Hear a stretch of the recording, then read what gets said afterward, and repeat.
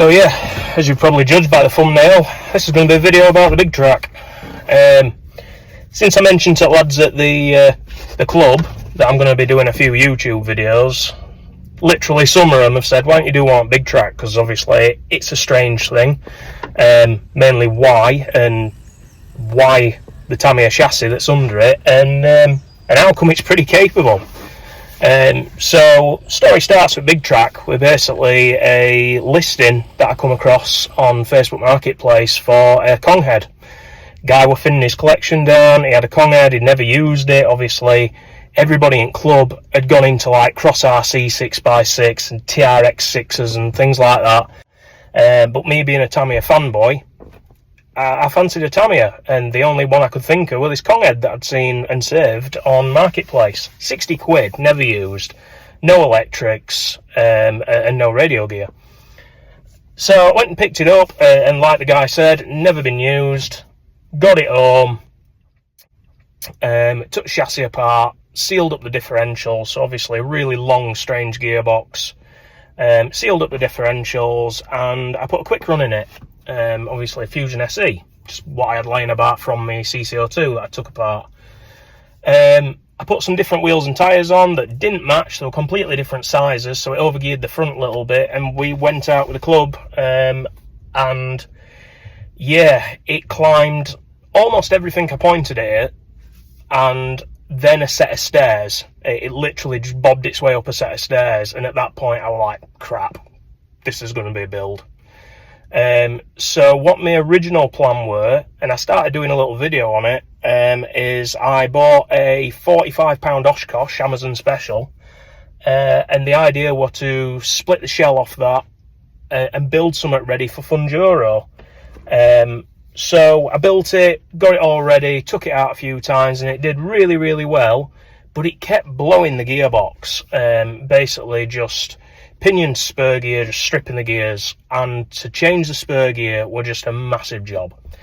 You had to split it down, and the problem were the Tamiya T18 pinion gear was so thin that the spur gear was so wide it will basically just cut in the centre out of it. So I used it for a couple of seasons, changed the chassis every once in a while, but got really fed up with the gearbox failing.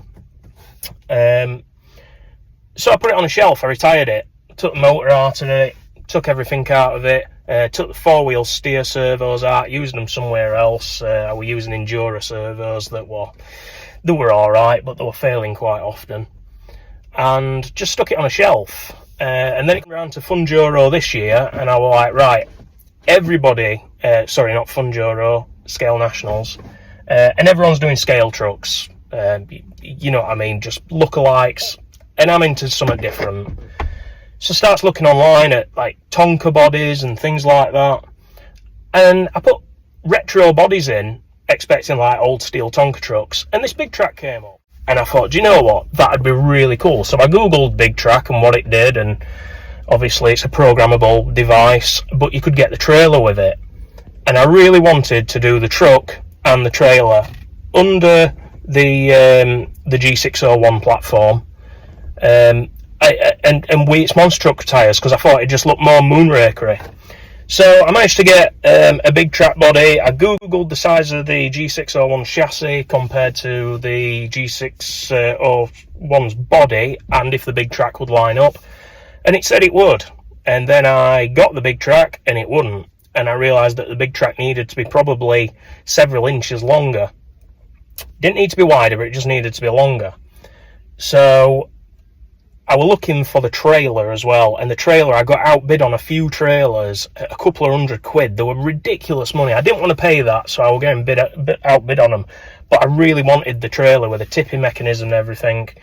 And I got outbid on one, and then another one came up straight after, truck and trailer, 67 quid. Well, I wasted no time. I messaged the person, I got on my motorbike, and I shot all the way through to Blackpool from Doncaster, picked it up, paid him cash, brought it back, and then what I did is I proceeded in, and I'll show you some pictures, cutting the bodies up of both of them and extending the body, but still trying to keep the BigTrak's original looks. and I tried to keep its original stickers, so I basically cut and pasted a load of the old stickers onto the new body that when I built it. And yeah, looked fantastic. Now, chassis wise, although the Kong head doesn't have portals, I did buy a G601 TR just for the portals. Swap the portals around, use the four-wheel steer mechanism out of it, everything like that. Again, on the SE, I put sag suspension on the middle axle, sprung internal spring shocks on the front, racing shock absorber mounts, trees front and back, and then the racing servo mounts, and wheels and tyres, 2.2s all the way around. I had to buy 10 of them because I had to buy them for trailer as well. And the thing, again, would just climb everything, but we stripped the gearbox again in testing. So I reached out to a company in China that did pinions, and they did me a long pinion, which is obviously a lot longer. I can spread the weight of the power. That came, it were no good. Everything was just wrong about it. I did them all settings, all offsets, everything were wrong. So this were 2 days before Scale Nationals. I then decided I'd just go from, you've got two options in the Kong head chassis, in the G601 chassis. You've got T18 or you've got T20. I decided I'd put a T20 in because it was marginally wider. It was a couple of millimetres wider.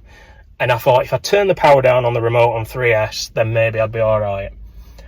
And I took it to the Scale Nationals with the trailer on. I think I missed maybe 7 or 8 gates. I think people were in awe, and that were with the monster truck tyres on. That was before I even put the proper off-road tyres on, because obviously I were running it to try and look like the original BigTrak. The only thing it damaged were the dog bones, the drive shafts. It literally twisted one to bits, which I was happy about that because I had spares. There were a couple of seconds to change, and the moment I went back to change one, I bumped into Tom Lee RC, who was very intrigued by the build. He had a good look around it, we got a cool photo together. I ended up following Tom Lee around behind him, doing 99% of the stuff that his scale truck were doing. Competition scale truck, I might add.